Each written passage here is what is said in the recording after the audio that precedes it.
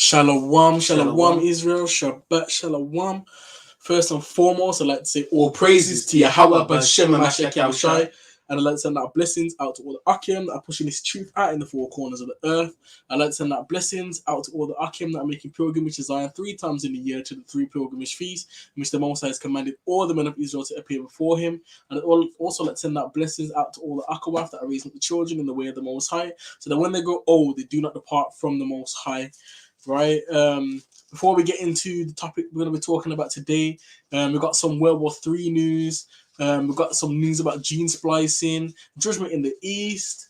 We've got so many things to talk about and whatsoever, but we're going to get into that right after we speak about the 3 pilgrimage feasts in which the Most High has commanded all the men of Israel to appear before him. And as usual, we're going to start at Deuteronomy chapter 16 and verse 16.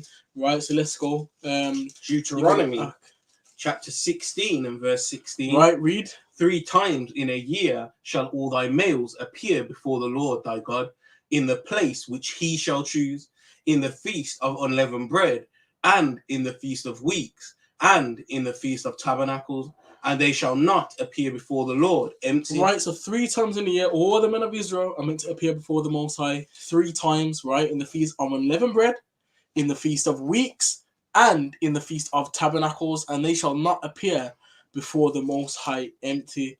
Right, those times, and it doesn't say it once, doesn't say it twice. It's 3 times in Torah. Right, so now we're gonna go to Exodus. Right, we're gonna go to Exodus chapter 23 and read from verse 14. Right, so Exodus 23 and read from verse 14. Right, so just read that for me. 3 times thou shalt keep a feast unto me in the year. Thou shalt keep the feast of unleavened bread. Thou shalt eat unleavened bread 7 days, as I commanded thee, in the time appointed of the month Abib. For in it thou camest out from Egypt, and none shall appear before me empty. Right, so unleavened bread, it mentions it again, read on. And the feast of harvest, the first fruits of thy labors. Right, which is talking about the feast of weeks, because the feast of harvest, right, in the harvest, that's when the feast of weeks is. It happens during the wheat harvest, right? Read on.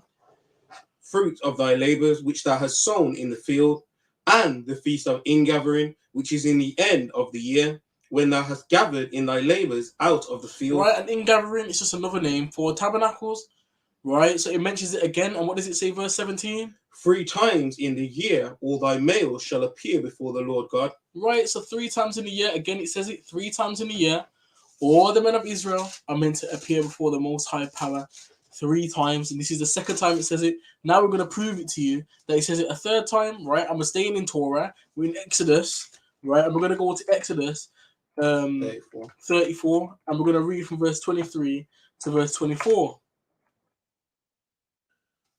Right, but if you want to know what the feasts are, again, it just says it here on verse 18, the feast of unleavened bread. Then you go down, verse 22, the feast of weeks, and then again, the feast of ingathering, which is just tabernacles. It's the same thing, right? We're going to read verse 23 and verse 24. Why? Because it tells us what's going to happen when we are keeping those feasts, right? So read that for me. Exodus chapter 34 and reading from verse 23. Thrice in the year shall all your men children appear before the Lord God, the God of Israel. For I will cast out the nations before thee, and enlarge thy borders. Neither shall any man desire thy land, when thou shalt go up to appear before the Lord thy God, thrice in the year. Right. So 3 times in the year, all the men of Israel are meant to appear before him. It says it again, third time. But then it tells you what he's going to do when we're doing that, right? And he says he's going to make the land undesirable to them. That's why there's so much war going on down there. That's why, because there's so many people living in that portion of land, right, all the way from the river Nile, all the way up to the river Euphrates. And there's so many people living in that land that don't belong there. And all that they're doing is holding on to a land that doesn't belong to them when it was given to the children of Israel. So people are holding on to it, but the Most High is going to make it so that they don't want to be there anymore. And that's what's coming, and that's why there's so much war, so much bloodshed, so much earthquakes, so much famine, so many things going on down in that place, because people aren't meant to be there. There's meant to be unrest there until the land is at peace, right? But that has to come when we return. That's when it's going to come, right? It ain't going to come before that, right? It ain't going to come before that. Because when we are in rulership, right, when the Most High's kingdom is on the earth, that's when peace is going to be here, That's when peace is going to be here, because it's going to be under the jurisdiction of the Creator, right? It's going to be under the jurisdiction of the Creator. And what the Most High says goes. He's the one that gave us the instructions, and the instructions are there to help us maintain life on the earth. That's what it's there to do, right? And the people or anybody that doesn't want to do what the Most High says, they're going to be destroyed. They're going to be destroyed, and that's why a lot of the nations, right? Because the scripture says that they're going to be broken to shivers. Those that don't listen, right? The nations are going to be broken to shivers anyway, because a lot of them aren't going to listen. They're going to have to be broken, and they're going to have to be made to do it until they finally get the picture that the Most High isn't playing, that He wants His kingdom on the earth, right? And that they have to do what they're meant to do, right? But that time is coming, right? That time is coming.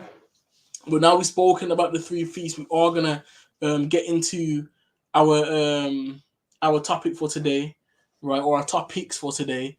And the first thing I'm gonna do is I'm gonna show you a video, if I can find it now.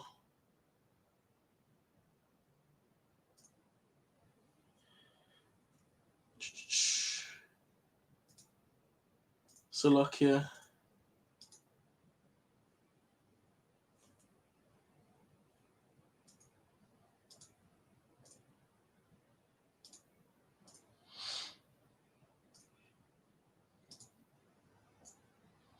Got so many tabs, I've lost it, but I think I've got it now. I've got it now. So give me a moment. I'm just gonna put it up on the screen, right? And in here, it's got the earthquake that happened in Turkey and in Syria this week. So we're going to be talking about that, and we're going to be talking about other things that have happened over the last few weeks, or things that have changed over the last few weeks.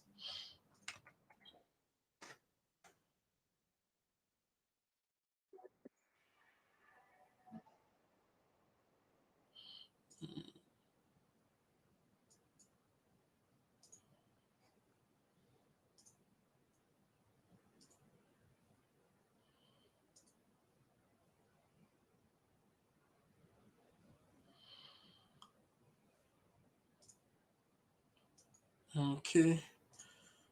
Let me just.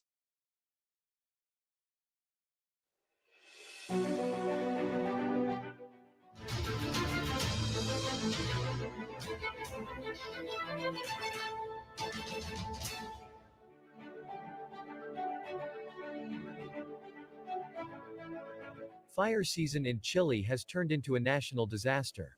More than 170 forest fires are moving through the central part of southern Chile, destroying more than 8,000 hectares. More than 100 damaged houses. There are reports of 4 dead and several injured. The fires also cover the See, more regions of forest Mal fires, and La man. Like, the forest Araucanía. fires don't cease. They haven't stopped ceasing, right? And the Most High said that He was gonna burn the earth Freezing like an oven. conditions on Mount Washington, New Hampshire. Wind gusts of 120 miles per hour and frost down to minus 95 degrees Fahrenheit. They are above the tropopause, that is, they are stratospheric winds. USA.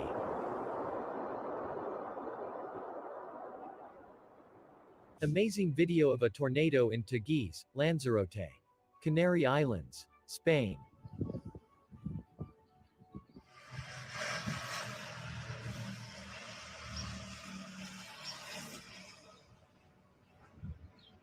Power outage in dozens of villages in the governorates of Dohuk, Erbil and Sulaymaniyah in northern Iraq.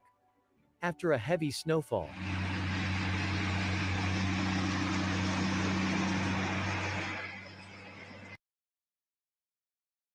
So 1 second, before we continue, I do want to pull the scripture up so you can see it. 1 second.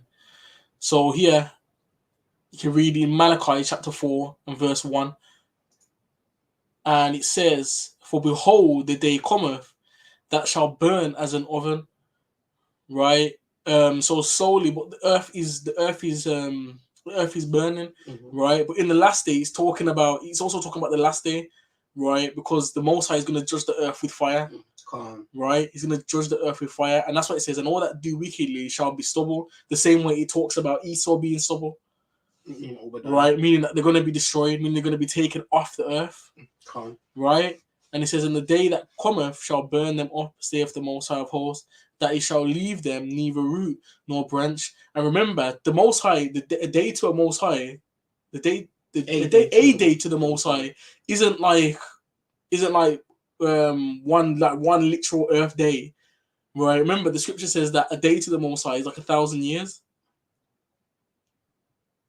right? It's like 1,000 years. So when the day of the Most High, because the day of the Most High is on the horizon, so you can see that certain things are happening on the earth. The Most High is making the is heating the earth up. That like literally, he's heating the earth up, and that's why they keep talking about global warming, and they don't even know what's causing it. They're trying to come up with like an idea, but they don't even know themselves, right? They don't even know themselves, right? But the Most High is just showing us the times that we are living in. They're signs, man. They're signs, right? But let's get back to the video. Let me mute this so it doesn't.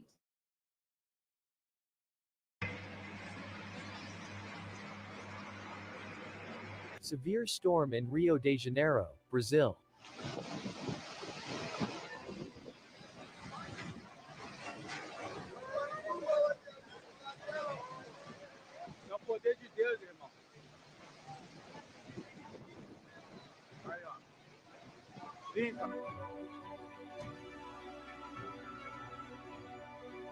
Snowstorm in the Tatras, Slovakia.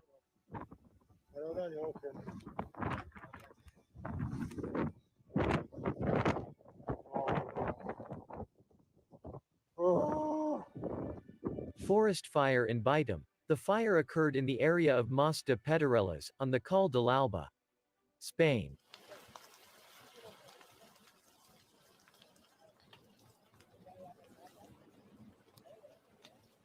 So you can't make it up. More forest fires. You got blizzards happening in places and whatsoever. Simera volcano eruption continues. Java Island, Indonesia.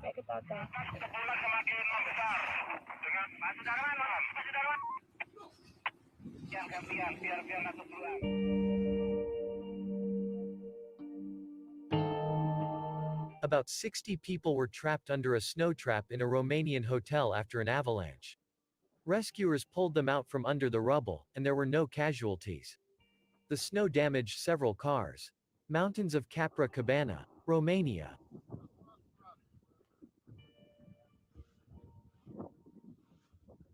On February 6, 2023, a 7.8 magnitude earthquake hit southern Turkey near the northern border of Syria.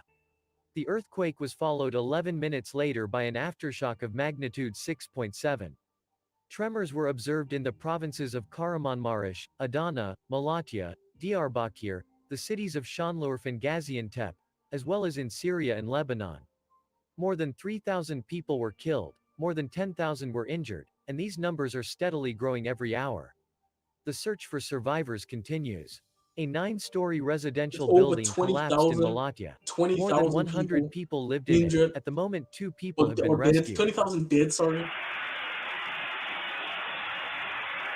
That's the scale of the destruction that the Most High brought on the earth.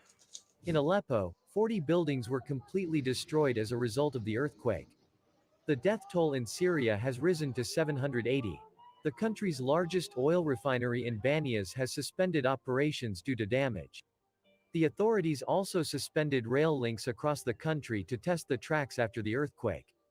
Syria.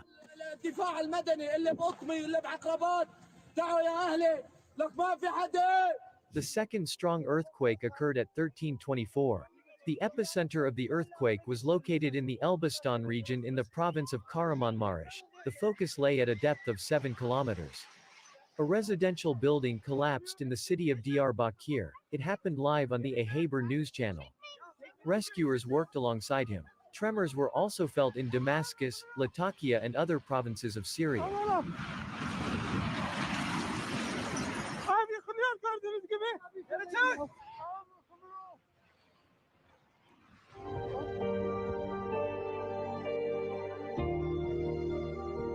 In Chile, forest fires continue to rage, which began in late December. Now their area has spread to 270,000 hectares, and the death toll has reached 24 people.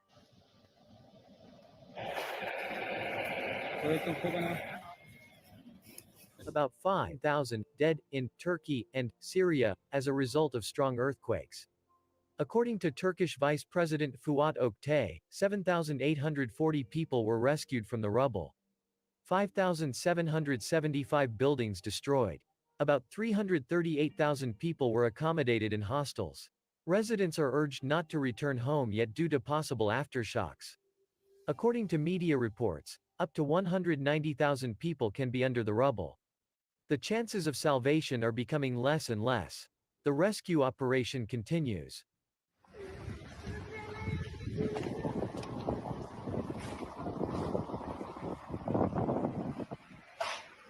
Haiwano tornado, Valle del Elqui, Chile.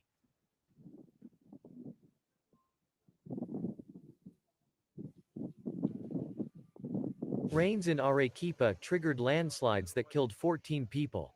And at least 5 are missing in Camaná province, Peru.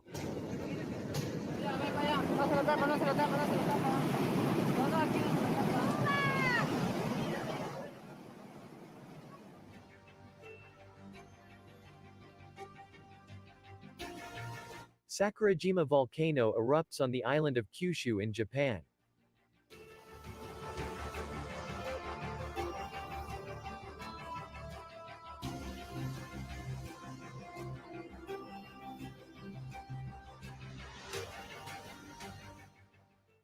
A 7-year-old girl placed her hand on her little brother's head to protect him as they were buried under rubble for 17 hours after the earthquake in Turkey. They were saved. The death toll from the earthquake in Turkey and Syria is starting to rise sharply and strongly. So far, the total death toll is over 13,000 and over 49,000 injured. Also, the fire extinguished in the port of Iskenderun resumed a few hours ago and is still burning.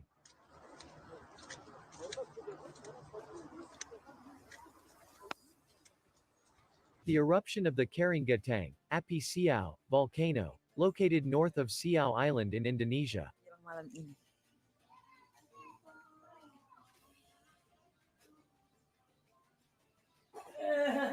Guguran lava pijar terjadi.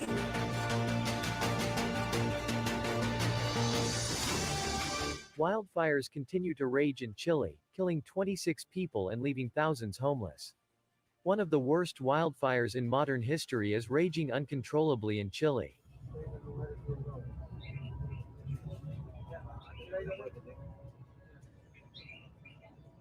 Almost 16,000 victims of destroying earthquakes in Turkey and Syria. The worst natural disaster since the 2011 Japan earthquake and tsunami. Also, the number of victims increased to 62,937. More than 113.2 thousand rescuers carry out operations in the areas affected by the earthquake.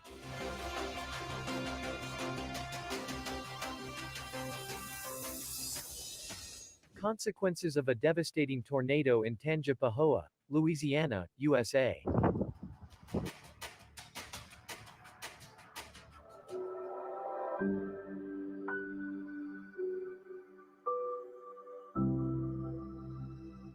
Blizzard in Vorkuta. Wind gusts reach 28-30 meters.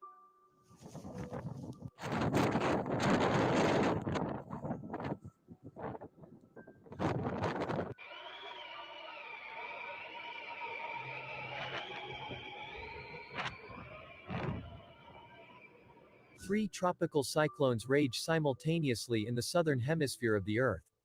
Freddie and Gabriel, at the stages of tropical cyclones of the first category on the Saffir-Simpson scale, Dingani, at the stage of a tropical storm.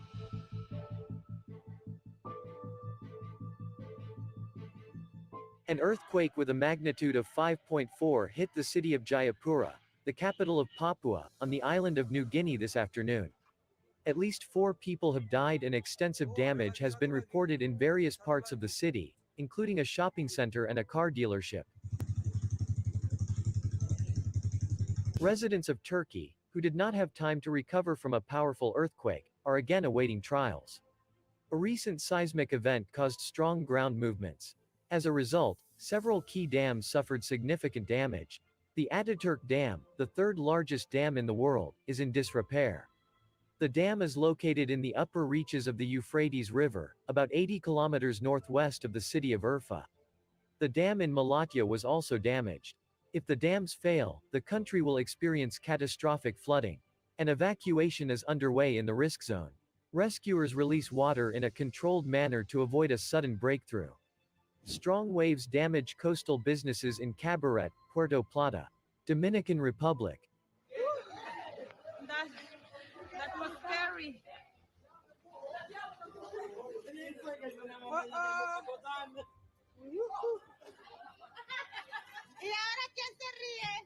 The Turkish city of Iskenderun in Hatay province is now below sea level after catastrophic earthquakes. Coastal streets are flooded several hundred meters from the shore.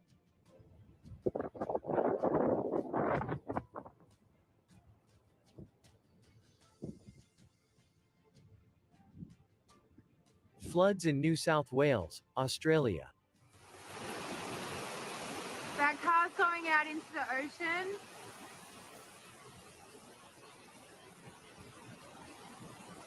Oh no! Consequences of destroying earthquakes in Turkey and Syria. The death toll from devastating earthquakes in Turkey and Syria has risen to 21,642, according to Middle Eastern media. According to the Office for the Prevention and Elimination of the Consequences of Emergency Situations in Turkey, as of Friday morning, the number of victims rose to 18,342 people. More than 74,000 suffered. On Syrian territory, the death toll has risen to 3,300. Thanks for watching. Subscribe and hit the bell so you don't miss the next videos.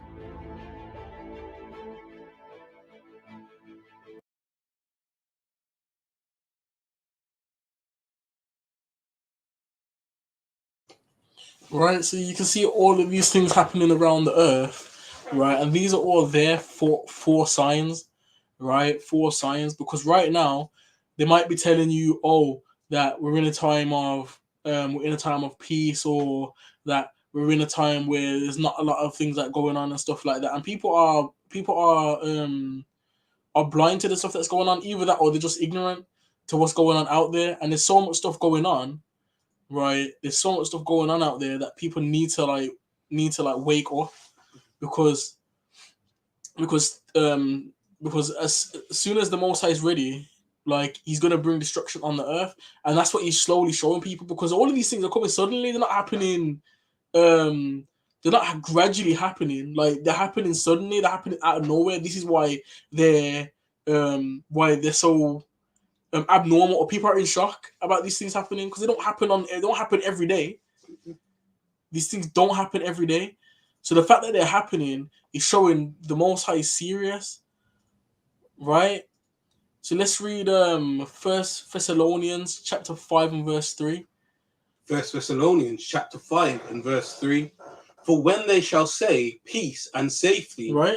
then sudden destruction cometh upon them, Right? as travail upon a woman with child, Right? and they shall not escape. Right, so it says that for when they shall say peace and safety, then sudden destruction cometh upon them, as travail upon a woman with child, right? Because they get contractions, and slowly but surely, right, the contractions get worse, obviously, until they have the baby, and when they're in labor, then the baby's coming, right? The contractions continue on, obviously, until they have the baby, but these things happen suddenly. They happen suddenly. These things aren't something that you see on a regular day. This is why it's out there. This is why it's out there, because people aren't seeing it, and that's why they use the term biblical proportions, right? Like, things of biblical proportions, right? That's why they use those terms, because they know it's out of the ordinary, right? Did you want to say something, Alden? Yeah, Shabbat Shalom to the family, and all peace and love and blessings. All praises to Yahweh Ba'ashim Mashiach, Yahweh Shai. Going into this topic, especially when we're dealing with the Turkey and Syria thing, right? Because the other things like the tornadoes, those have been steadily getting more and more on the earth. The floods have been steadily getting more and more on the earth, right? But the earthquakes are now starting to rise, right? So Mm-hmm. the Most High tells us, he tells us in the scriptures, multiple places, about the things which are going to happen on the earth, right? There has to be uprising of the people, like when was it 2020 when they stormed the. Can you hear me? 1 second. When they stormed Capitol Hill. Yeah, when they stormed Capitol Hill, right? It says uproars of the people, and then you've got like all the people in Europe which are protesting. In France, you've got a protest going on, right? It's about raising the retirement age. In England, you had protests. You still have protests even now over certain things which they don't show on TV. They keep it out of the news, right? So that people don't know. So you've gone to Ezra chapter 9. That was exactly where I was going, right? Ezra chapter 9. Already. Right? Yeah, so read that. Second Ezra chapter 9 and read it from verse 1. He answered me then and said, measure thou the time diligently in itself, and when thou seest part of the signs pass, which I have told thee before, then shalt thou understand that it's the very same time wherein the highest will begin to visit the world which he made. Right? So it says, right, when you shall see part of the signs pass, that means when you shall see the beginning of these things coming on earth, then you know the time is close where the Most High is going to bring his power here, right? He's going to bring destruction here, right? That's what it's saying, right? Read on it. Verse 3. Therefore, when there shall be seen earthquakes and uproars of the people, then shalt uproars of the people in the world. In the world, so like yeah. Then shalt thou well understand that the Most High spake of those things from the days that were before thee, even from the beginning. Right. Read. For like as all that is made in the world hath a beginning and an end, and the end is manifest. And the end is manifest, is saying, so it's the beginning of the end. When you see these things start to happen, it's the beginning of the end of their reign, of their rulership, the kingdoms that he gave power to rule in the earth, right? So read verse 6. Even so, the times also of the highest have plain beginnings in wonder and powerful works, and endings in effects and signs. And ending in effects and signs, and the effects and signs is when Messiah returns, right? And the chariots appear, right? That's going to be the end of that. End of it. That will be the conclusion, because once Messiah comes, he's putting all reign and all these kingdoms down, right? He's destroying them all, right? Read verse 7. And everyone that shall be saved and shall be able to escape by his works and by faith. What? By what? By his works and by faith. By works and by faith. So anybody saying that the law is done away with, right? It's a load of nonsense. It's garbage. The works is doing the will of the Creator, acting out what he says we have to do on earth, how to live on earth.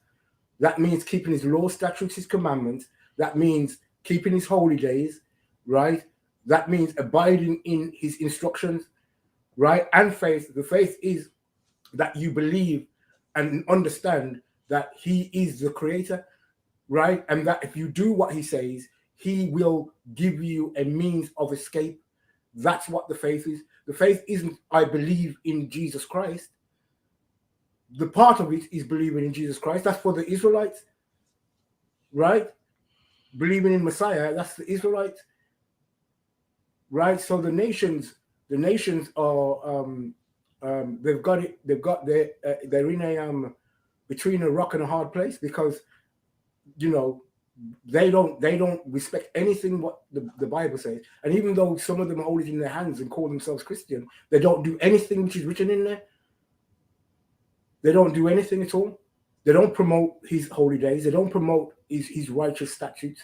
They don't do none of those things. They don't keep Sabbath, right? They don't do none of those things. So they're the ones that this ending is mainly for. Yeah, there's going to be Israelites caught up in it, but out of everything, out of the rubble, Israel is going to emerge and going to become the hegemony, the ruling power on earth, right? And then with Messiah, right, we're going to set up the kingdom on earth, because the Israelites are joint heirs with Messiah, right? So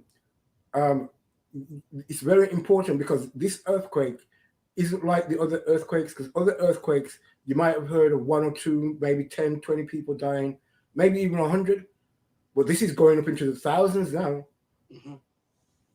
This is going up into the thousands, right? And as you said, you read the scripture where it says, when they shall say peace and safety, Mm-hmm. so the destruction come like as a woman which travaileth, right, with a child, right? And that means that these things happen and then it'll quiet down for a bit, right? And then more things will start to happen, and then it will get closer between each event. It's going to get closer and closer and closer, because this is the beginning of the end. This is this is the beginning of the end. Get me the scripture where it says this is the beginning of sorrows, right? The beginning of sorrows, right? Where Messiah is talking about the end, right? So the thing is, I mean, the nations, the world, the people on the ground, they haven't got a clue what's going on. It's the elite that know what's going on. They know what's going on, but will they change their direction? No, they won't. The Most High knows this. He prophesied it, because he knows all things. Because he knows all things, and even they're going to go even as far as coming to fight against the Messiah, right? So even after all the things that he brings on the earth, because they're saying the worst tragedy, right, since the tsunami, the Japanese tsunami, or whatever tsunami that was, right? This is the worst disaster. There's worse to come. There's worse to come. They just don't know it yet. They just don't know it, right? So read it for me. Matthew chapter 24, and read from verse 3. And as he sat upon the Mount of Olives, the disciples came unto him privately, saying, Tell us, when shall these things be? And what shall be the sign of thy coming, and of the end of the world? And Jesus answered and said unto them, Take heed that no man deceive you. For many shall come in my name, saying, I am Christ, and shall deceive many. And ye shall hear of wars and rumors of wars. See that ye be not troubled, for all these things must come to pass, but the end is not yet. For nation shall rise against nation, and kingdom against kingdom, and there shall be famines and pestilences and earthquakes in diverse places. All these are the beginning of sorrows. All these are the beginning of sorrows. So you gotta, when people read the book, they don't read the book with the light of understanding, which is what you taught when you opened. You said like 1,000 years is like a day to the Most High, right? Mm-hmm. They don't read it with that understanding. Mm-hmm. When they read it, they think everything is going to happen all at once. Mm-hmm. Everything ain't going to happen all at once. It's a build-up. So when it says wars and rumors of wars, it's talking about all the world wars, right, which have taken place from since Messiah came on earth. So the major wars, like World War One, right, that happened, and then there's a good big gap between that and World War Two. Mm-hmm. Right now, the next World War is gearing up. It's what you call brewing, right? And this World War, right, is part of the contractions, because World War One and World War Two, right? You had nations that went to war against nations, right? So in between the world wars, you had nations that were still fighting against other nations, and there was rumors of wars. Oh, like the Cold War, like between America and Russia. So that was a rumor, right? But the Cold War never took place. Do you understand what I'm saying? Right? Mhm. Just like China and America as well. You know, there's rumors, that rumor of war saying, oh, something's going to kick it up, something's going to kick it up between them, right? But then there's the literal wars that take place, like when they went down into Iraq and they killed Saddam Hussein, right?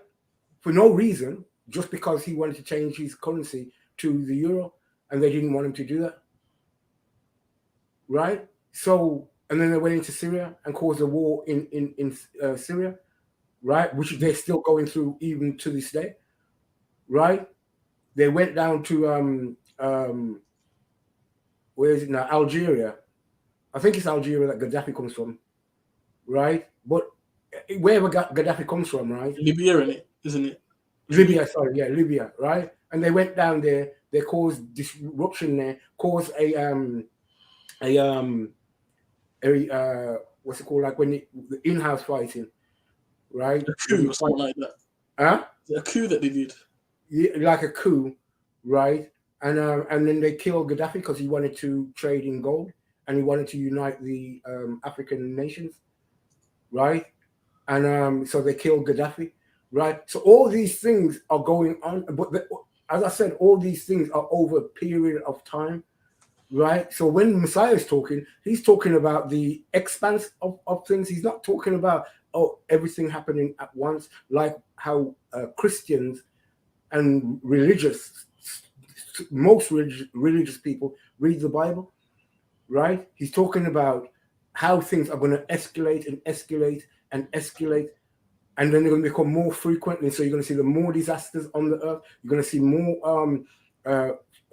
what you call threats of war. You're going to see more nations going to war.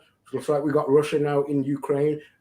Europe is helping Ukraine. America is helping Ukraine. So what is Russia saying? If any of their weaponry, right, is used and kills Russian military, right, personnel, then they're going to put the blame on the country that gave them the weapon. That's what Putin said.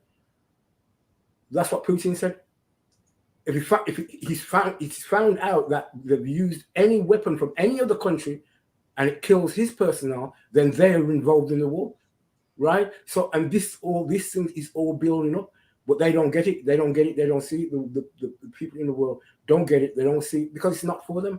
It's for the house of Israel to see, and for the house of Israel to preach the gospel and to blow the trumpet, right? Because the sound, the alarm of destruction, right, has already begun. The Most High has already showed that he's beginning to visit this world which he created, and he's not visiting it, right, to shake people's hands. He's visiting it to take names and kick us. Mm-hmm. That's what he's visiting it for, right? So, I mean, there's plenty more scriptures we could go to, but I'd be here all night because the book's filled with them.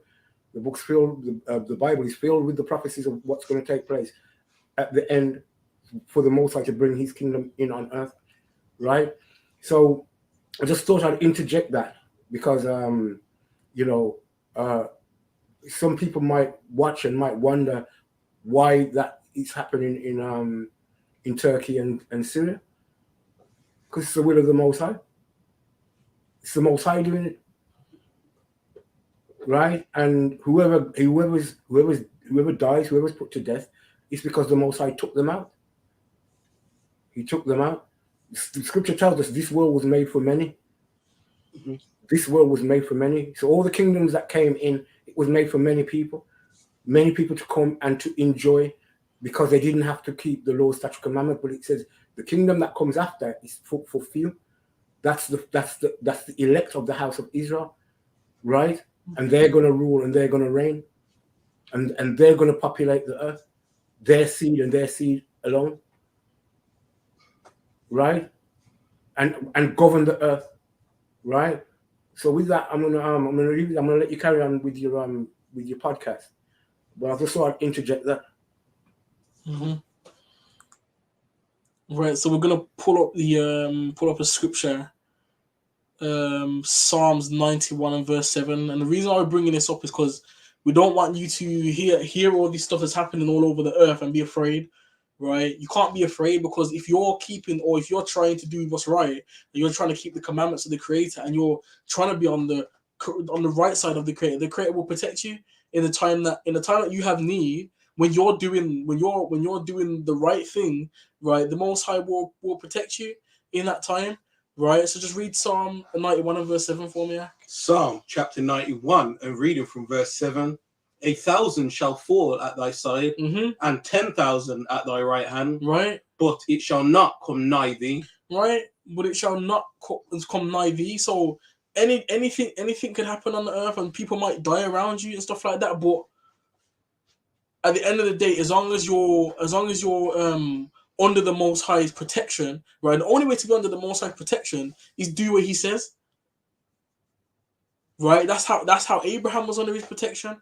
That's how our ancestors were under His protection when the enemies came against them, right? That's how they were under His wing, by following His commandments and doing what He said, right? And the reason why we read these things and know and understand is because these things, like the scripture says, are written for our learning, and the Most High has declared all of these things from the beginning. The end was already declared, right? Read Isaiah 46 and verse 10. Isaiah chapter 46 and reading from verse 10, declaring the end from the beginning and from ancient times the things that are not yet done, saying, my counsel shall stand, and I will do all my pleasure. Right? Because the Most High has already declared all these things to happen on the earth already. So they're going to happen anyway, right? They're going to happen anyway. Right? So there's no point in trying to fight against what the Most High is bringing on the earth. It's just better to fall in line. Fall in line with what He wants from you. Right? What He wants from you, because He wants certain things from certain people. Right? And from His people, right? From His people, He wants them to start following His commandments and to turn back to Him and to cast off any idol gods, right? And go back to Him, right? That's what He's looking for. That's what He wants, right? Repent means to turn back to, right? We have to turn back to Him, right? That's literally repenting, right? Without doing that, you're not repenting. Repenting isn't saying sorry. Repenting means to turn back to, because saying you're sorry isn't repenting, because you haven't turned back to nothing by just saying sorry, by saying that you was wrong. That's not what you're doing. All you're doing at that point is confessing. You're confessing. However, confessing ain't enough, because you might say, oh yeah, you did wrong. You might say sorry and then do it again. That means you're not really sorry. That means you're not really sorry. Right? If you're not trying or anything, then you're not really sorry. Right? And the Most High would have to see that you're trying. Right? And that's why He left it there. That's why He declared it from the beginning. So nobody can say that they wasn't told or they wasn't aware of it, because He told us. He told us to be ready. Right? Because the days are here, man. The days are here. Right? And we're at the beginning of it, but it's gonna get worse than this. Right? It's going to get worse than this. Right? And all these things are happening around the world. And all we're trying to get people to understand is that these things are happening. So as long as you're under the protection of the Creator, right? As long as you're doing what the Creator says, then the Creator will be on your side in those times.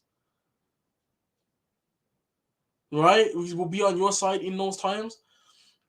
But those that join themselves to the people that want to do wickedness, right? They'll join themselves to the nations, right?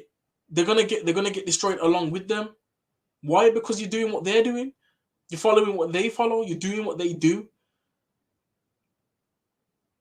right? And that's what put us in this situation anyway. Because when you're doing what they do, right? You're keeping festivals that are or days that are attributed to other gods that are no gods, that are just made up, literally made up, right? And you can't give the Most High's glory to another being, because that's what you're doing. You're saying that they are the Creator then, right? The same way when we came out of Egypt and they coerced Aaron into making the golden calf and basically gave the glory of them coming out of Egypt to the golden calf. When it wasn't the golden calf that brought them out of Egypt, it was the Most High. Right? And that's what we have to understand. Right? So let's read Luke chapter 21, right? And read from verse 34 to verse 35. Luke chapter 21 and reading from verse 34. And take heed to yourselves, lest at any time your hearts be overcharged with surfeiting. With surfeiting, yeah? With surfeiting. So that means that you're consumed, right? Or you're it's like gluttony, but it's what it is that you're overdoing something. Don't overdo things, right? Don't be focused on things that don't really matter, right? Read on.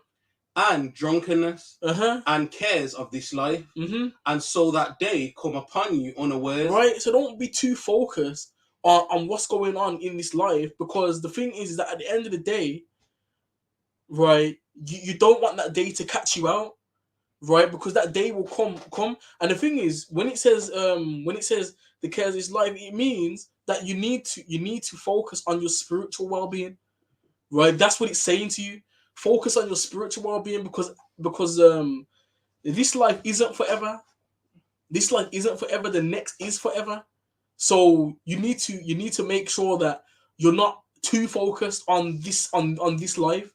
You need to make sure you're focused on the life that's to come after, because at the end of the day, it's your soul that's going to be there, not this body.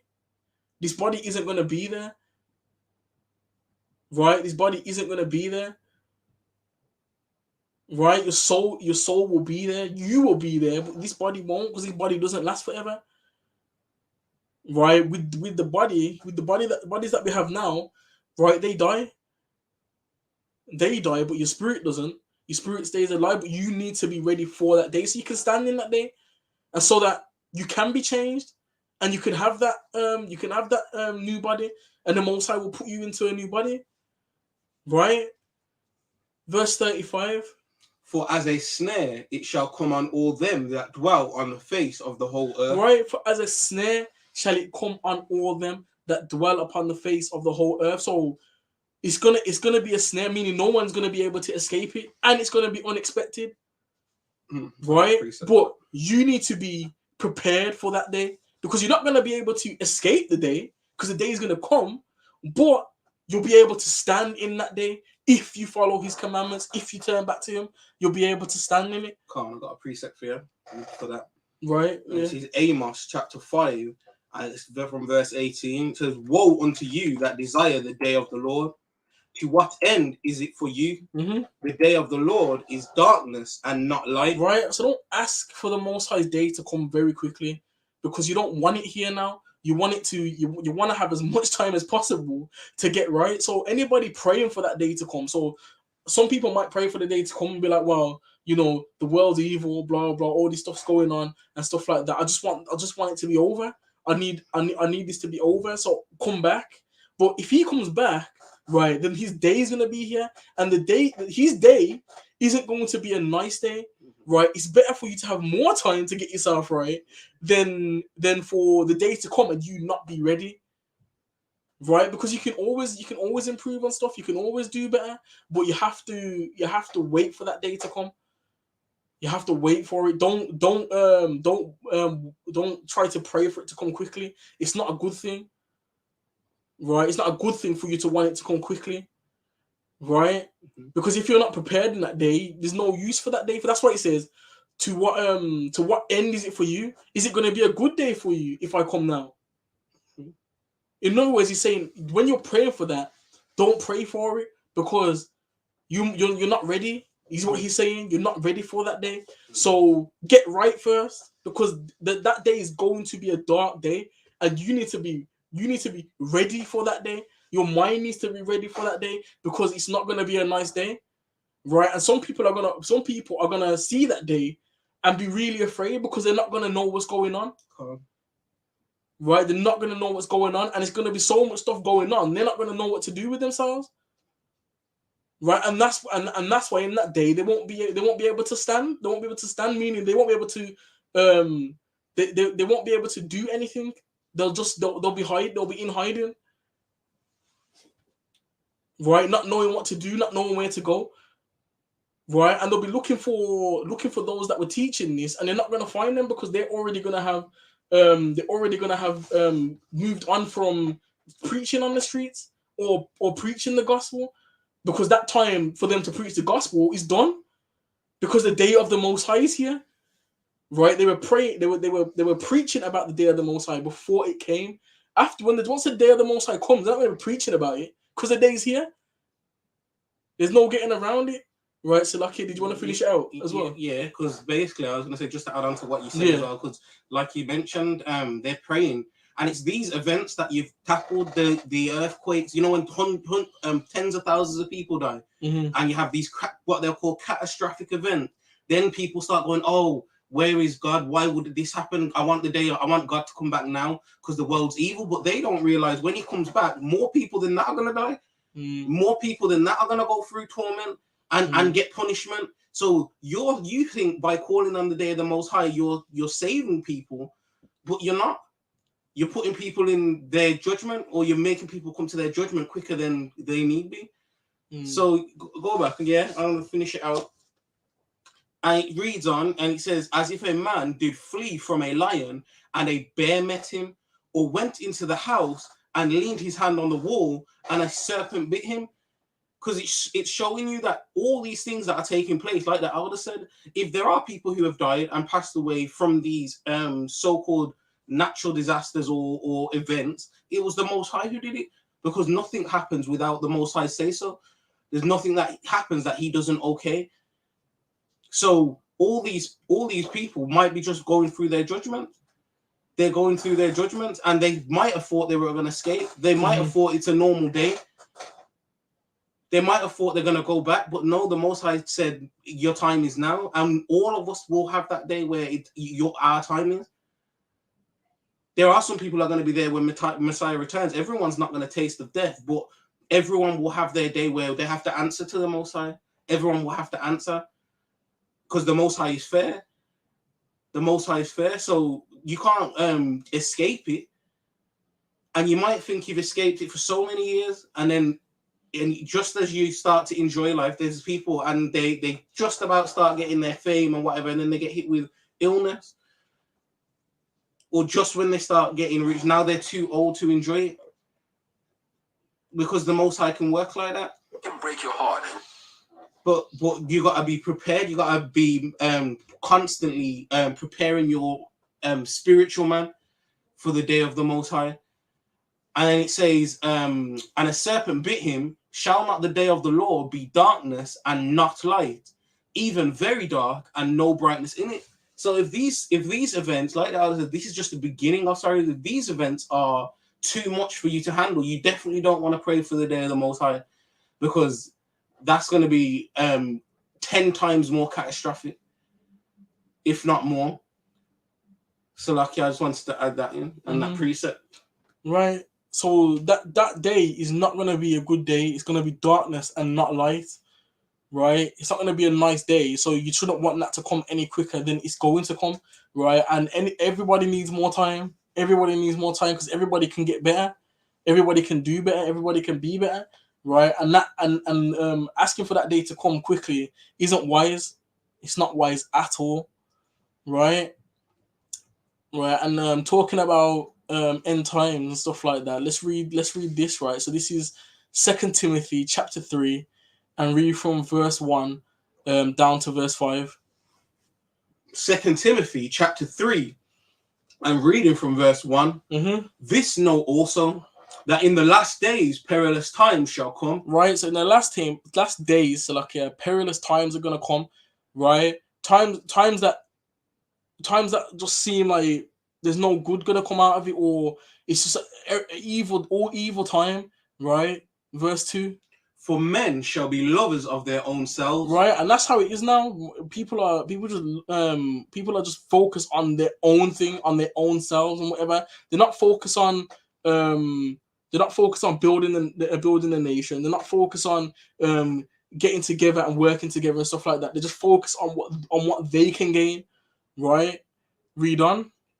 Lovers of their own selves, covetous, Right? boasters, Mm-hmm. proud, Mm-hmm. blasphemers, Mm-hmm. disobedient to parents, Right? unthankful, unholy. Right? You got people that are boasters, proud, like nations that are boasters. America's the biggest boaster, right? Covetous, and that's why, and the covetousness comes into like why they want people on social media posting all that stuff and whatsoever. That's the reason why they've made this whole thing about influencers and stuff like that, so that people see that and want that life or want that lifestyle, and it's built to make people covetous, right? It's made to make people love their own self. Right, because that's why they always say like my truth and stuff like that. But there is no my truth really. In reality, it's there's the truth, and that's it. Like there's a truth and a lie. There's no like my truth. Right, I might speak my opinion, but there's no your truth. Is it that doesn't make sense? Like there's the truth and a lie. That's it. Right. And people might use the saying and be like, but when it's your truth, in reality, it's how you're seeing things or your opinion. But that isn't necessarily the truth. Your opinion might be the truth. You might say an opinion and it is the truth, but it's not always the case. It's not always the case. Sometimes people have an opinion and their opinion has nothing to do with the truth or facts. Right? And that's why there's a saying out there that facts don't care about feelings, because it doesn't. Facts don't care about feelings. The facts are the facts, and that's it, right? And you got loads of kids out there that are disobedient to their parents. That's literally telling you the time you're in, right? It's worse now than it ever was, right? It's worse now than it ever was. Unthankful people don't thank the Most High for anything. They don't thank the Most High for waking up in the morning, when in reality you should be thanking the Most High. He didn't have to allow you to wake up, right? Unholy, because people just everyone wants to integrate. They want to do this whole integration thing, but unholy means to not be set apart, to not be different. And that's what they're trying to do. They're trying to make everything all in one. And that's why the New World Order is unholy, because it's not set apart. It's not set apart because they're trying to mishmash everything into one thing. Right? Verse 3. Without natural affection. Right? You know what without natural affection is. Like some you can say that some people, like some women don't look after their offspring or whatsoever, but that's very, very rare and whatsoever. You might say that fathers don't look after their kids, deadbeat dads and whatsoever. But this is talking about without talking about homosexuals, right? Because they don't have, it's not natural affection, and it's wicked, and transgenders and whatever. It's just all over the place, right? Truce breakers. Right, that's dealing with the wars and stuff. People making treaties and making truces, and they're not keeping to them. Right, they're all truce breakers, man. They're making all these treaties and stuff, and then still fighting against one another. Right. Read on, Salakia. False accusers, incontinent, fierce, despisers of those that are good. Right, because that's the way they are. False accusers, they lie. Right, incontinent, fierce, right? That's the general consensus of these nations now, right? And despisers of those that are good. Despisers of those that are good. So anybody speaking righteousness, they don't like them because they're speaking righteousness, because they're speaking truth. They don't like it. They don't like that, right? So they hate that, right? They hate that, and they don't like the truth, right? And that's the problem with some people. The thing is that you have to. The scripture says that to those that don't love the truth, the Most High will bring you strong delusion, right? So you have to accept the truth. When you love the truth, regardless of if the truth hurts or not, you're gonna love the truth. You're gonna love the truth. But those that don't love the truth, when the truth comes to them, they're gonna cast it aside and throw it away, right? And throw it away. And you can't afford to be like that, right? You can't afford to be like that, because you might not like the truth. Right, you might not like the truth, but the Bible isn't the Bible or the scriptures of the Torah isn't a very it's a book that can hurt, man. It is a book that can hurt. It can cut you. That's the main gist of it, right? The scripture says that it's a two-edged sword. So I'm talking about it, but the sword's also pointed at me. The sword's also pointed at me, so I can talk about it, right? But if I'm not following the scriptures, then or if I'm not trying to do the right thing, then the sword's gonna cut me too, right? If I'm reading something and it's about me, right? Because you can read something and it can be about you. There's loads of things I've read throughout the scriptures that's about me, and the Most High is saying to me, "You need to get yourself right." When I'm reading it. Right, but you have to get yourself ready and prepared, man. Right, verse 4. Traitors, heady, high-minded. Right, traitors, talking about the treaties as well. Again, heady, right, proud, high-minded. Yeah, proud, man. Read on. Lovers of pleasures more than lovers of God. Right, more focus on what you're gonna get, right, rather than lovers of the Most High. Right, you'd rather sin to get a bit of pleasure than to serve the Creator. Right, that's what they'd rather do, and that's like the general gist of a lot of people these days. Right, that's the general gist. They're more focused on themselves more than anything, and that goes into lovers of their own selves. Lovers of pleasures is lovers of their own selves because it's loving what they can get, right, rather than the bigger picture, the whole picture. How if you follow the Creator, there'll be peace on the earth, and everybody will benefit, not just you and not just yourself. Right, verse 5. Having a form of godliness, but denying the power thereof. Right, from such turn away. Right, having a form of godliness, but denying the power thereof. Right, from such turn away, man. Because there's loads of forms of so-called godliness these days. How many religions are there out there? Right, and that's them having a form of godliness. Right, because a lot of the stuff they took and put into their writings came from the Torah.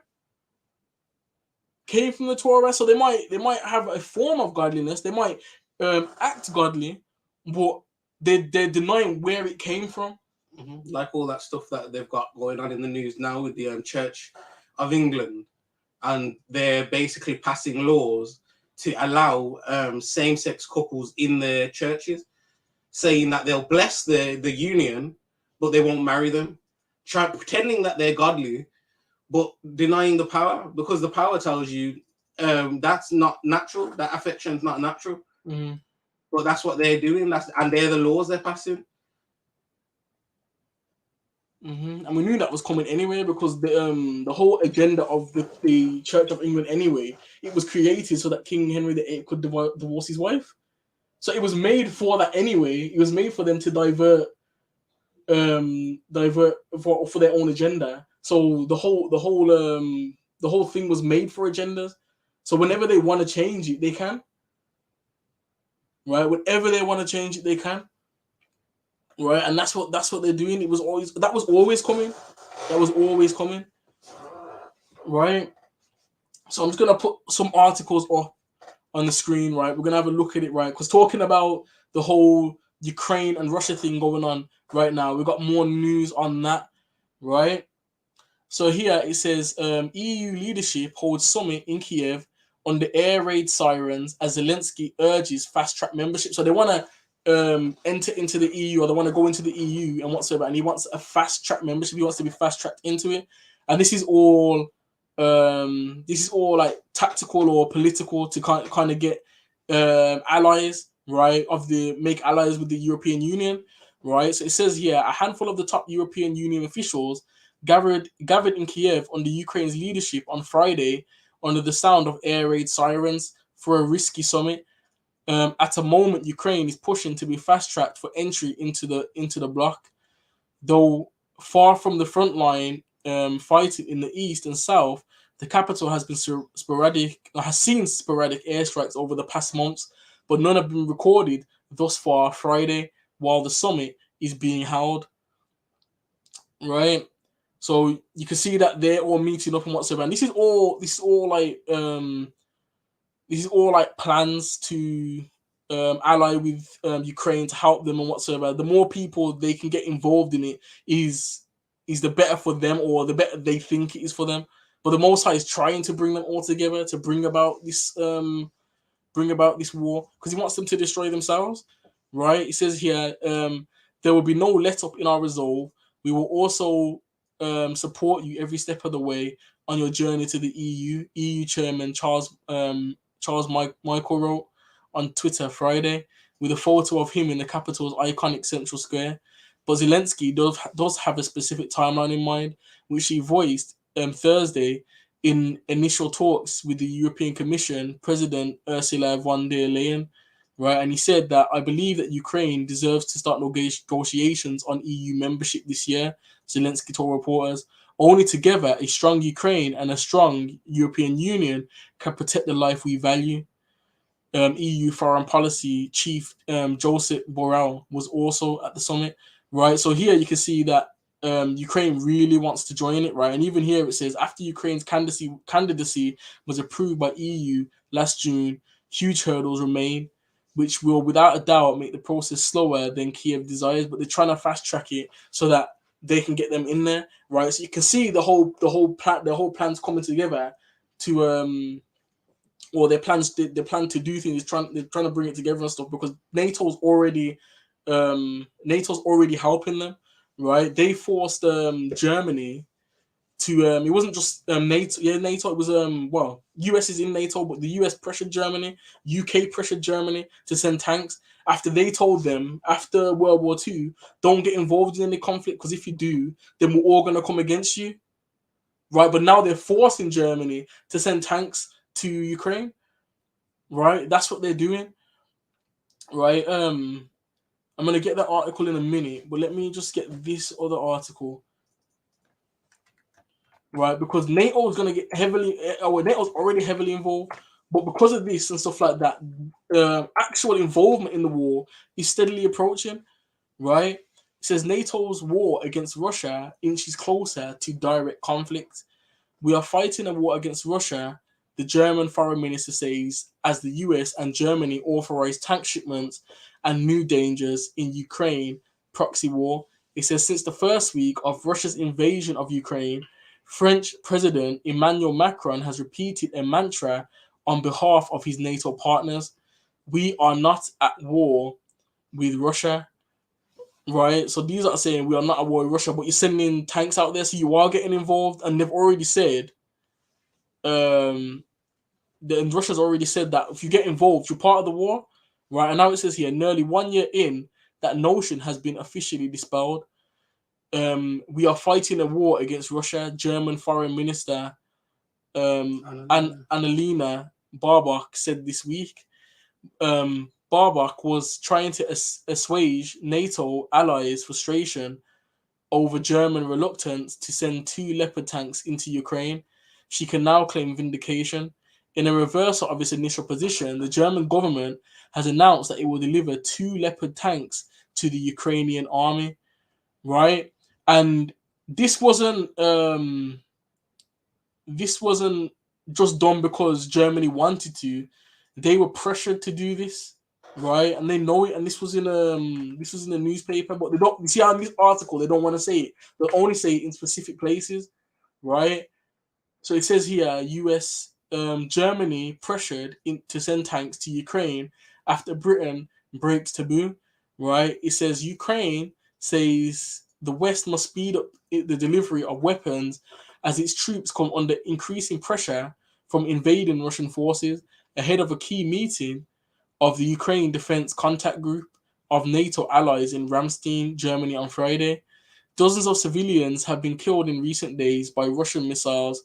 An attack on an apartment block in the city of Dnipro Saturday killed at least 44 people, including several children, right? So you see, they were pressured into it, right? It wasn't because they wanted to do it, right? And it's only because Britain was sending tanks that Germany was going to do it, right? So it says here, that momentum depends on allies also stepping up. Germany is under growing pressure to send Ukraine Leopard 2 tanks and approve requests from other nations to re-export their German-made tanks. The Leopard 2 tank is seen as the workhorse of many European armies, and analysts say hundreds could be sent to the Ukrainian front lines with Berlin's approval. So they want to say the hundreds there, right? It says Ukraine needs hundreds of light and battle tanks to conduct a successful offensive in the spring. So it seems that the British offer is more of a political signal than that the red line on tanks is actually gone, right? So they're basically saying that there's no stopping them from sending sending tanks now.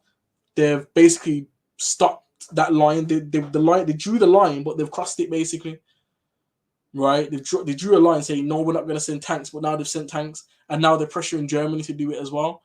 And it says the British political signal might not be enough for Germany to move on to main battle tanks, and Germany is so crucial because the Leopards are really the best and the most numerous tanks available for Ukraine at this point. So you see, they were really trying to pressure Germany into it, and because they pressured Germany into it, that's the reason why they're sending tanks. It's not because they just decided to do it. They were told not to get involved in wars. So you see how when it comes to their agenda, when their agenda, they want to push their agenda on the earth, then Germany can get involved. But when Germany was pressing their agenda, I'm not saying Germany's agenda was right. Germany's agenda wasn't right. But however, when it comes to their agenda, they can do what they want to do, right? But it just shows the hypocrisy in the way like NATO thinks, or the way the US and the UK think, right? They think they can just do what they want to do, and that's why, like I was talking about earlier, why they killed Saddam Hussein, why they killed Gaddafi, because they wanted to stop using the dollar, right? They wanted to stop using it, and then they got killed, right? And that's because they wanted to push their agenda. Then they started talking about weapons of mass destruction. Then they started trying to make out Gaddafi was some evil dictator, and that was the rhetoric that they pushed on people, right? That's the rhetoric that they pushed on people, right? And that's what they have out there now. When people are reading news, or when they're reading history, that's the history they're telling people, right? That's the history they're telling people, right? And I don't know if you remember before, we spoke about the doomsday clock, right? And they moved the doomsday clock at the end of January. They moved it, right? And the doomsday clock was a clock set up to tell you how close you are to a war kicking off, or something catastrophic kicking off, right? And since this whole debacle with Ukraine and Russia has heated up even more, right? They've moved it now, because it was at 100 seconds to midnight last year. Now they've put it at 90 seconds to midnight. That's the closest it's ever been to midnight, meaning that we're so close to war, or we're so close to destruction that, we're so close to war that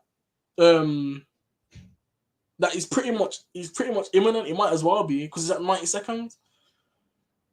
Right, it's at 90 seconds. The last time it was reset was in the Cold War, just after the Cold War, when it was set at 17 minutes.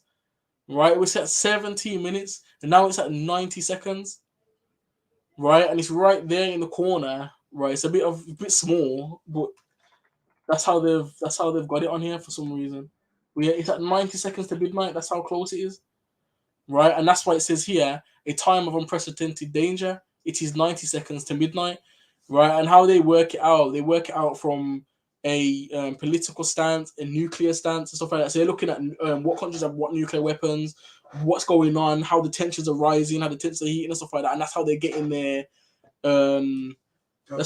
calculations, or as to what they think is going to happen and whatsoever. So they're saying it's really close now and whatsoever. And the way it is going, that's the way it's looking. Because even what's his name, man, Rishi Sunak, is talking about sending missiles to Ukraine to help them, and it's like you're getting involved in that. You're getting involved in that conflict. Where does that put the people that are living in this country? Because you're literally putting us in the crosshairs. Because Putin's already said that if you get involved, we're gonna cast it as you're in the war. And they ain't playing games, and literally they've even said that they can send missiles. The missiles that they've got, when they shoot them, they could send them and they'd be here within 2 minutes. That's how fast they've got it. I'm sure that's their sonic missiles, right? And when it comes to like the US and stuff like that, They're really close. They're literally really close. I think I spoke about it in like, I don't think it was the last live, but I think it might have been the live before that. But they're really close. People think they're far away, but like they can make a land bridge, right? And they can make a land bridge, and it wouldn't even be that long because they're that close to each other. People think they're on the other end of the earth to each other, and they think there's a big gap, but there's not a big gap, man. They could literally get on ships and be there, right, in a few days. Right, in a few days, and that's it. Like they don't have to traverse across the Atlantic. The Atlantic, yeah, you'd be there for ages, getting across the Atlantic. You'd be there for a while, but from where Russia is and where Alaska is, right, which is part of the US, right, they wouldn't have no trouble doing that, right, and they could easily destroy America, right, but America's getting involved in it, and they're gonna get into they're asking for conflict from them. Right, putting the people in their area in that position, but that's all the Most High's will for him to bring that about. He wants them to do this. He wants them to do this, and that's the way it's going. That's the way it looks like it's going. Right, and it's not like the US doesn't already have crosshairs on their head. Right, it's not like they don't already have it. Right, because they've made war with lots of countries. They made war with lots of countries. And it don't look like it's set to get any better for them. Well, it's not going to get any better for them because it's not meant to. It's literally not meant to, right? But let's go on to another article, right? So this ain't talking about the war anymore, but it's talking about gene splicing and stuff like that. So I don't know if anybody remembers, but a few months ago we spoke about them using something called the CRISPR gene, which is what they're trying to use to create like designer babies and stuff, and to change DNA or change genetics, right? So at the moment what they're saying is now scientists have used the CRISPR to put genes from an alligator into a catfish. Now why would you want to do that? What is the benefits behind doing that? Right, it's inhumane, and it's evil. Like, why would you want to do that? Like, what are you getting from it? Right, because they've already crossbred animals and stuff like that, and they know that when they crossbreed the animals, and once remember, you're interlinking their DNA by doing that, right? And when they're crossbreeding the animals don't live as long because they're not meant to be crossbred like that. They're not meant to be crossbred like that, and now you're literally taking their genes and messing with those, and they don't know the effects that can have. Because didn't you see there was a guy that was making videos and he made like a gene spliced animal. I can't remember what animal it was. And didn't he put it out into the wild? Yes. He said he put it back out into the wild when it was never in the wild. Right? So here it says transgenic gene editing means taking a genetic sequence from one species and inserting it into another. So that's what they're doing, taking the DNA sequence of another animal and putting it into another. Like, what is that? And it says the United Nations is cataloging the DNA of all species on Earth for this very reason. Mix and match, but why? Right? Why? And it says millions of fish are farmed in the US every year, but many of them die from infections. In theory, genetically engineering fish with genes that protect them from disease could reduce. And you see, this is what they're pushing, right? But they don't know by putting those genes in there what they're doing to the fish. It might be that you can't consume them anymore because you've done that, right? You might not be able to consume them because you've changed their DNA. Maybe that will, when you digest that, it might change something in your DNA. They don't know that, but yet still they want to mess around with things. Right, because they believe that they are the creator. Right, they believe that they are God and they're not the Most High. Right, they are not the Most High. Right, and they've got all these things. Right, there are all these things, and they're doing all these things, and they don't know what they're doing.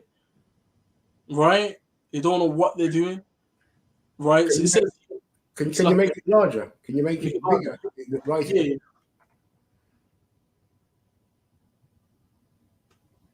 Yeah, that's better. Yeah. So it says here, could the new genetic modification help the alligator gene, which Dunham's research turned up as a potential answer, codes for a protein called cathelicidin Lycodon or Lycidon, the protein is antimicrobial, says Dunham. It's thought to help protect alligators from developing infections in the wounds they sustain during their aggressive fights with each other.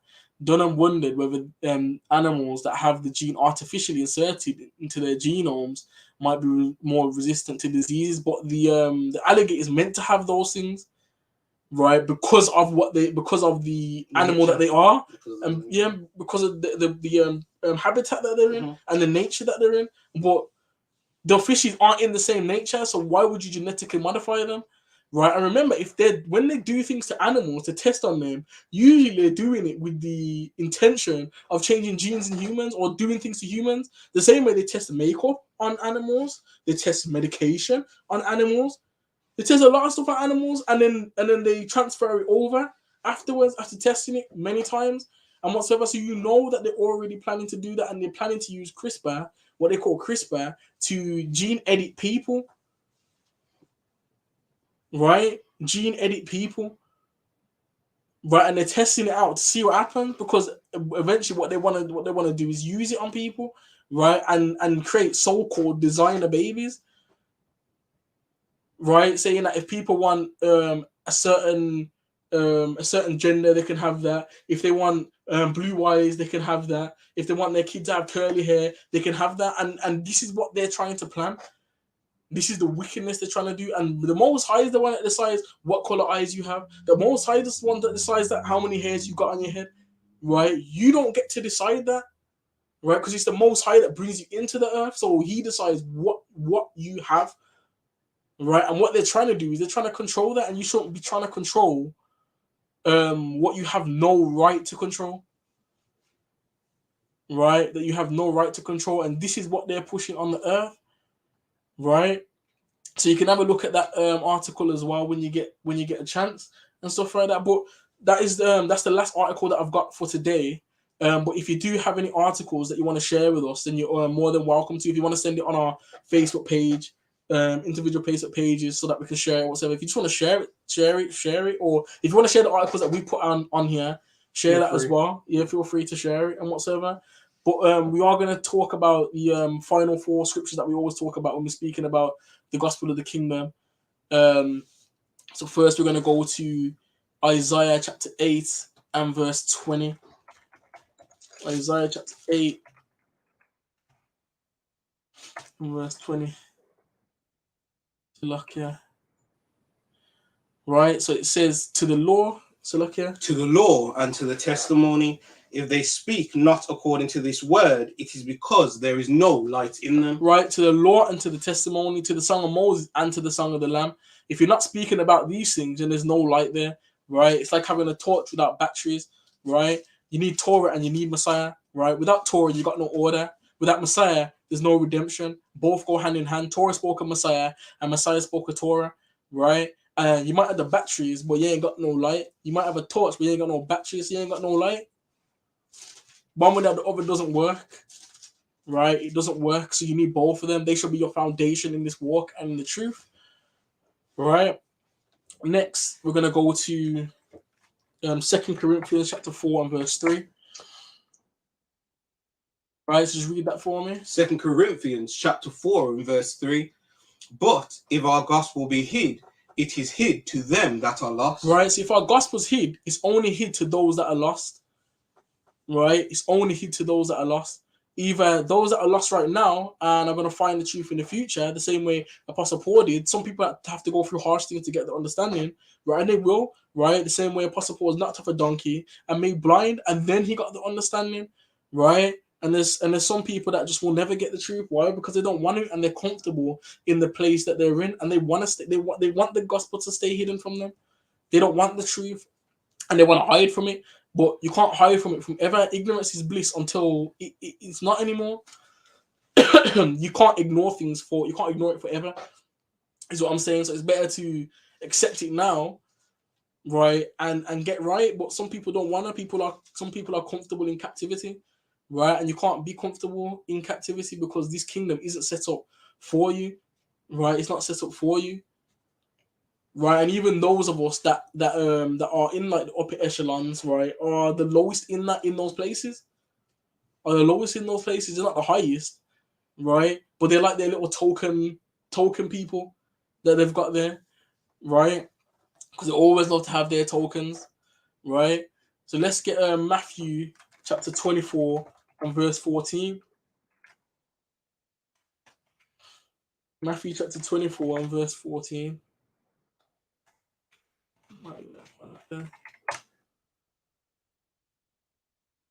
Lucky, just read that for me. And this gospel of the kingdom shall be preached in all the world for a witness unto all nations, and then shall the end come. Right, and this gospel of the kingdom is going to be preached in all the world unto all nations, and then the end's going to come. Why? Because when we're out there preaching to the nation of Israel wherever they are, right, and they're scattered out into the four corners of the earth, and there's loads of brothers out there street preaching on corners, right? Because we're out in every single city, in every country, in every nation. We're there, right? And that's why it has to be preached everywhere, and it has to be preached everywhere as well to tell the nations to let us go, right? And then the end's gonna come, and we know that it hasn't been preached everywhere yet, because if it had, the end would be here.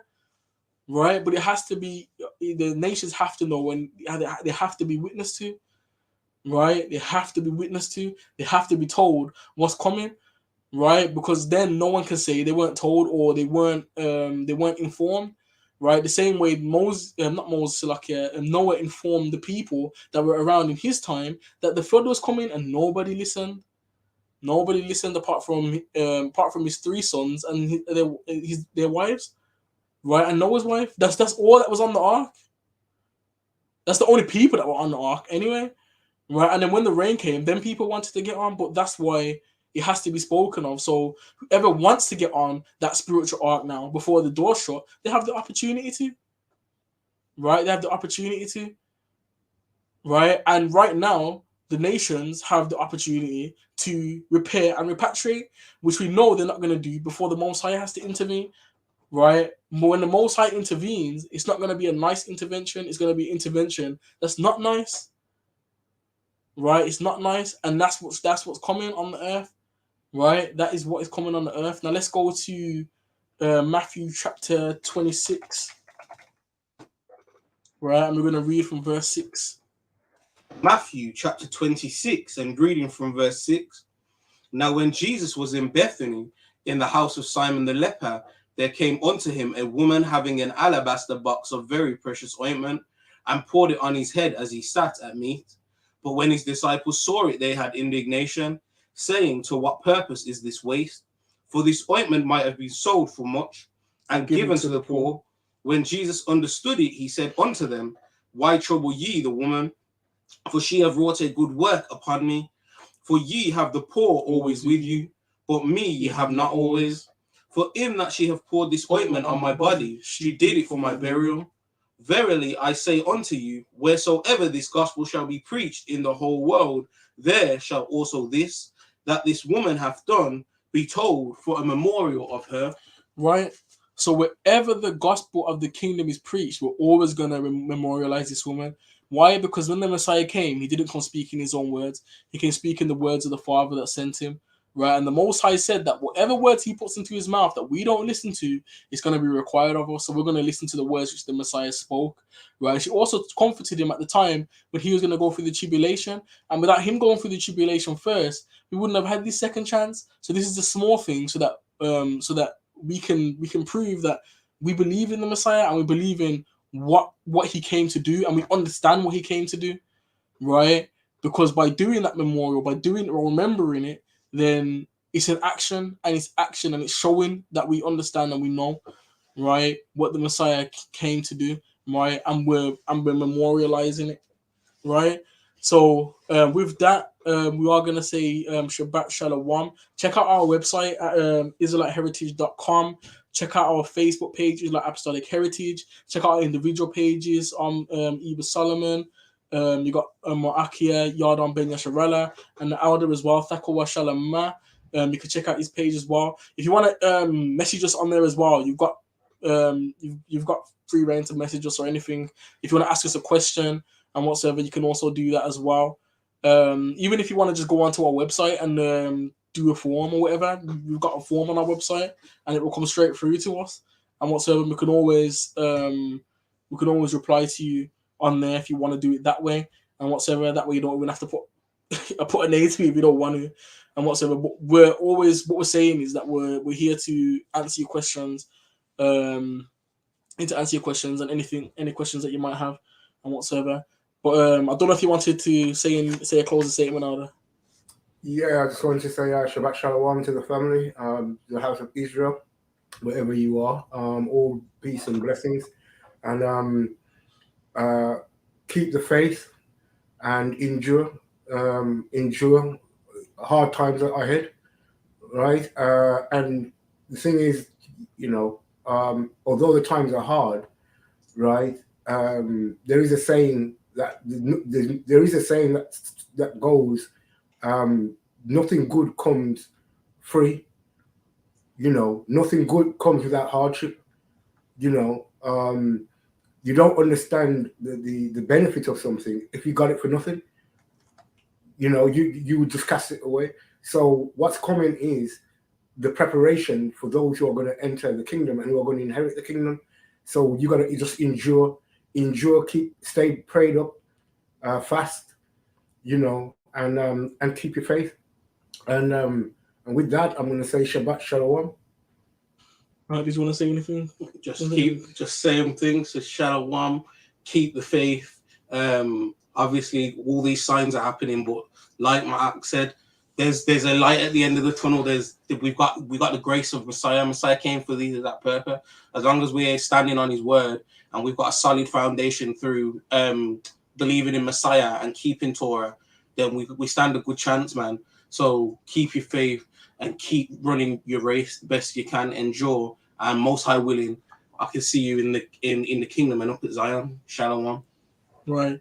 So with that, we are going to say Shabbat Shalom, all peace and blessings, and we're going to say all praises to Yahweh, B'Hashem Mashiach Yahushua. Amen and amen. Amen.